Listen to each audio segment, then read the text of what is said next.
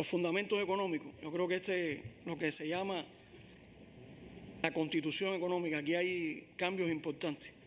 Hay cambios importantes que vienen de los cambios que se introdujeron como resultado de los lineamientos de la política económica y social, la propia conceptualización. Y el punto de partida, ¿cuál es? El punto de partida es el mismo. El punto de partida es que la propiedad socialista de todo el pueblo es el núcleo fundamental del sistema económico.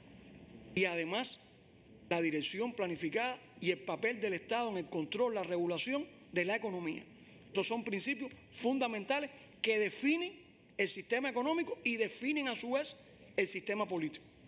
Para que haya un verdadero socialismo, esos son principios trascendentales. Y eso se mantiene. También, como hemos incorporado determinadas formas nuevas, no se puede desconocer el papel del mercado. Pero lo fundamental es esa dirección planificada de la economía. Lo fundamental, lo que distingue el modelo, es la propiedad socialista. ¿Qué se incorporan? Bueno, otras formas de propiedad que no estaban reconocidas en la Constitución. En primer lugar está la propiedad socialista de todo el pueblo. Está la propiedad cooperativa. Recuerden que la vigente Constitución solo hace referencia a las cooperativas agropecuarias. Y nosotros hemos comenzado como un experimento la cooperativa. Y en un futuro pudiera desarrollarse las cooperativas. La propiedad mixta. La propiedad mixta en la actual Constitución solo está derivada de la inversión extranjera. Derivada en que hay un capital extranjero y se conforma una empresa mixta con capital del Estado. La novedad es que esta propiedad mixta, y ustedes lo ven en el texto, la integran más de dos o más formas de esta propiedad. Por tanto, no tiene que ser obligatoriamente derivado de una inversión extranjera. Puede haber una cooperativa con una entidad de la propiedad socialista de todo el pueblo, puede incluso ser con una privada. Ahí están las organizaciones políticas, sociales y demás. O sea, estos son asuntos que cambian no solo en el concepto de que incorporamos la propiedad privada, incorporamos también una manera diferente de la propiedad mixta. ¿Y por qué incorporamos la propiedad privada? Porque la propiedad privada, como resultado de los ajustes en nuestro modelo económico y social, existe. Hay quien ha planteado, incluso en las propias comisiones plantearon, y no se va a hacer referencia a la micro, pequeña y mediana empresa privada.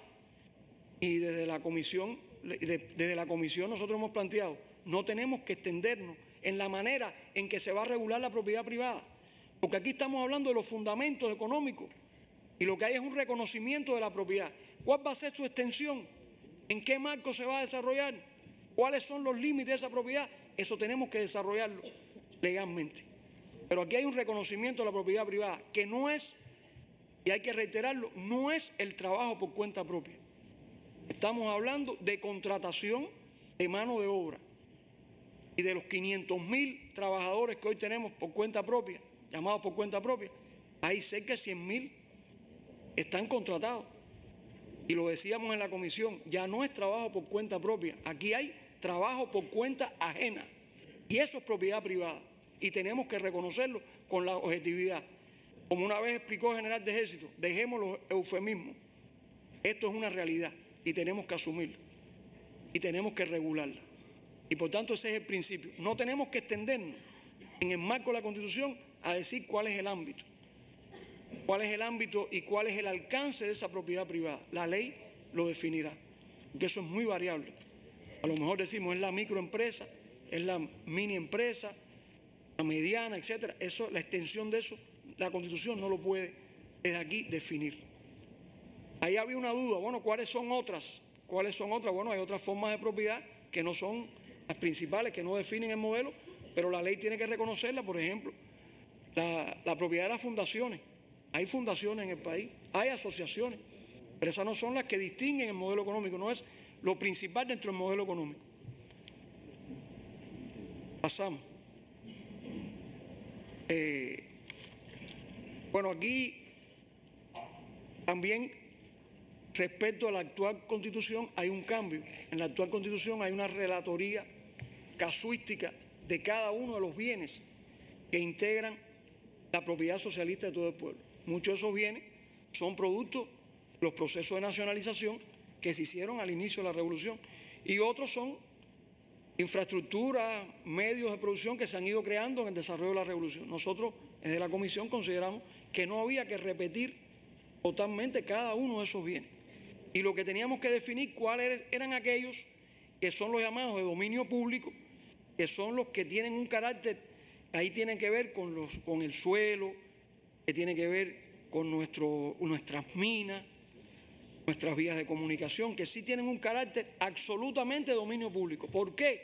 Porque hay otros bienes que son de dominio público que pueden ser gestionados de manera diferente, porque pueden darse en constituir una empresa mixta y no teníamos por qué relacionar absolutamente cada uno de esos bienes. Y porque además son bienes que tienen un alcance diferente a esos que pusimos en el primer plano. Está el tema de la empresa estatal. Y la empresa estatal, estamos hablando que es el sujeto principal de la economía. ¿Qué quiere decir que es el sujeto principal de la economía? Hemos visto por ahí determinados escritos, plantean, bueno, hay un privilegio de la empresa estatal, dentro de la estructura económica se privilegia a la empresa estatal. No, la empresa estatal es el elemento fundamental de generador de la riqueza del país. Y esa es la razón por la cual es el sujeto principal de la economía. Durante la presentación del presupuesto el año pasado, se explicó por la ministra de Finanzas y Precios y por el presidente de la Comisión de Asuntos Económicos cuál es el aporte de la empresa estatal al presupuesto del Estado, de dónde se genera la riqueza para incorporar a los servicios básicos de este país. Bueno, eso en lo fundamental lo genera la empresa estatal socialista y lo generará, lo dice la Constitución, lo generará mayoritariamente nuestra empresa estatal socialista, que tiene que ganar en autonomía. Hay determinadas limitaciones, se conocen, hay quien dice, bueno, eso no se cumple. Bueno, esa es la aspiración, tenemos que ir a una empresa estatal más eficiente, con mayor autonomía, con más capacidad. Hay muchas cuestiones que lastran la actividad de las empresas, pero indiscutiblemente que ese es el objetivo y se tiene que mantener como el elemento generador fundamental de la riqueza de la nación. Y lo otro, que le estaba explicando con anterioridad, tiene que ver con el papel del Estado en la dirección, la regulación y el control de los procesos económicos. Cuando hoy en el mundo neoliberal lo que están planteando es que el Estado deje de intervenir en la economía, que el mercado regule la economía, nosotros estamos planteando la capacidad regulatoria de control y de dirección del Estado. Y eso también distingue a nuestro modelo político y económico. Y esa es la salvaguarda de la nación, el papel del Estado en la dirección y el control de todos los procesos económicos, con independencia de que hayan diferentes actores. Pero el Estado se reserva esa capacidad de control. No se puede renunciar a esa capacidad.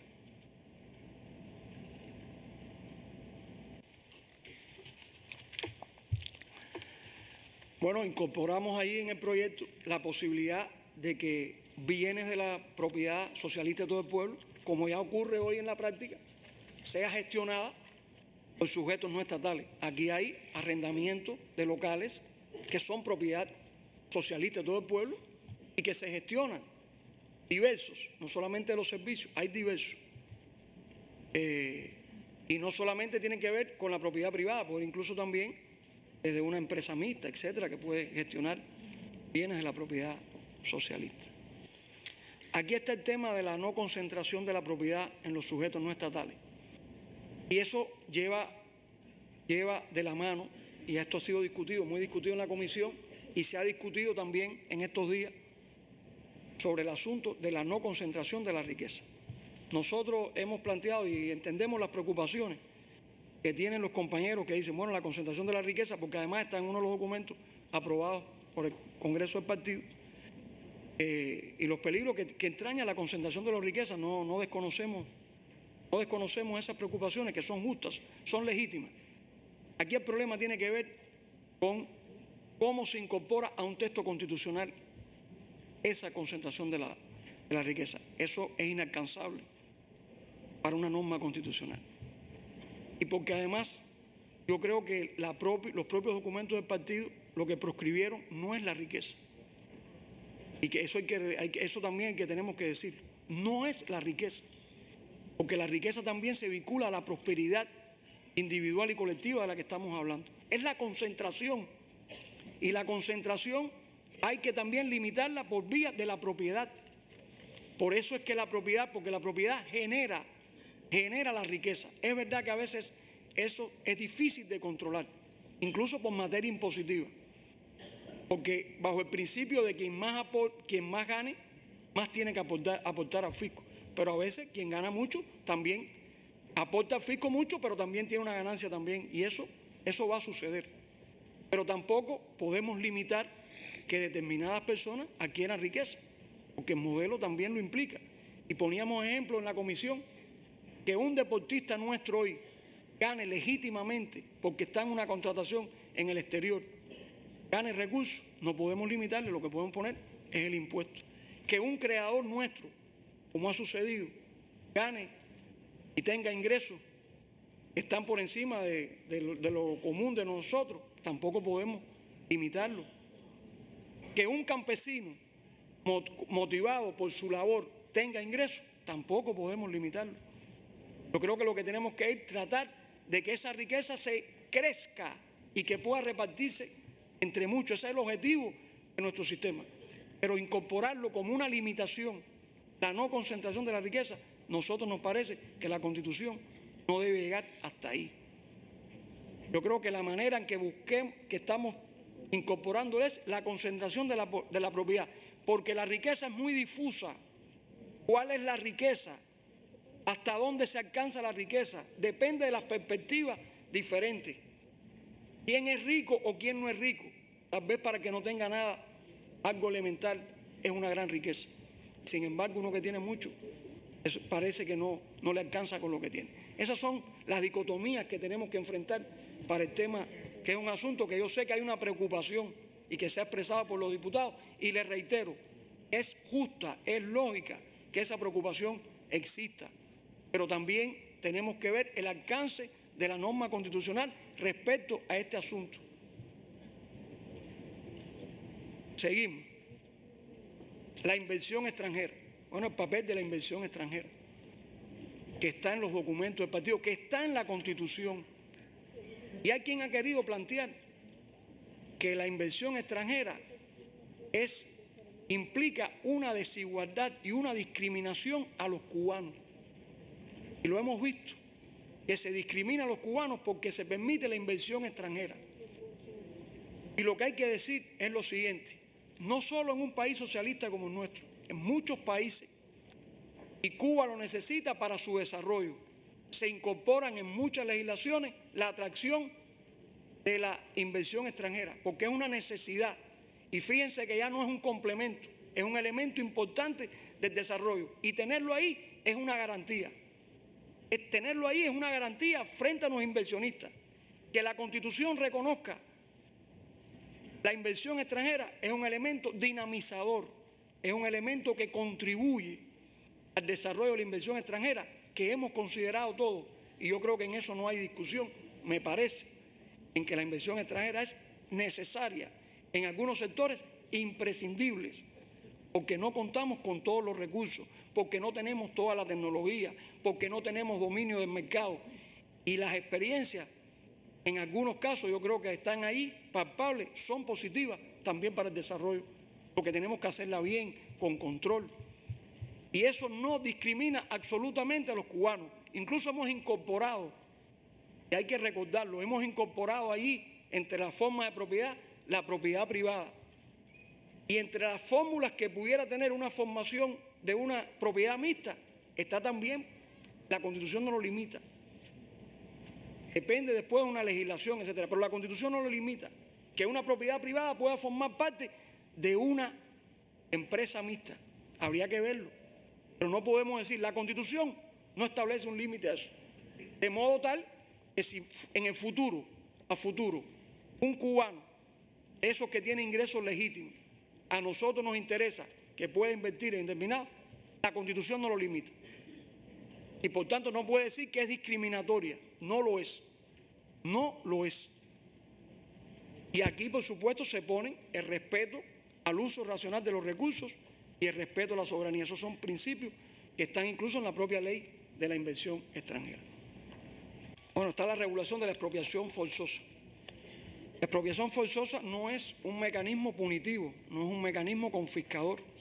Aquí estamos hablando de la necesidad por interés público, beneficio social.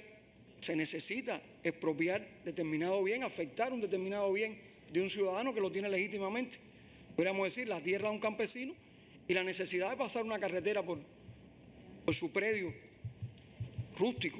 Y bueno, hay que pasar la carretera porque es un interés social, pero ese interés social hay que retribuir a ese campesino que ha sido afectado en su propiedad, y eso se refuerza. Eso está en la actual Constitución y se refuerza con las garantías debidas, etcétera. No es discrecional, tiene amparo en el orden jurisdiccional. Aquí hicimos un pronunciamiento en el otro punto que tiene que ver con el valor del trabajo. Y aquí hemos ratificado que tiene que ser la fuente principal de ingresos que sustenten la realización de nuestros proyectos individuales, colectivos y sociales. Sobre el trabajo y el valor del trabajo también hay mucha discusión, sobre todo por la situación que tiene la economía del país y también la economía personal en cuanto a los ingresos, y eso es un planteamiento que conocemos también. Pero esa es la aspiración. El trabajo tiene que ser la fuente principal de ingresos y de vida de nuestro pueblo. Y hacia eso tenemos que marchar. Y eso está entre los fundamentos económicos, el papel del trabajo. Entonces tenemos que realzar cada vez más el papel del trabajo y que sea esa fuente fundamental.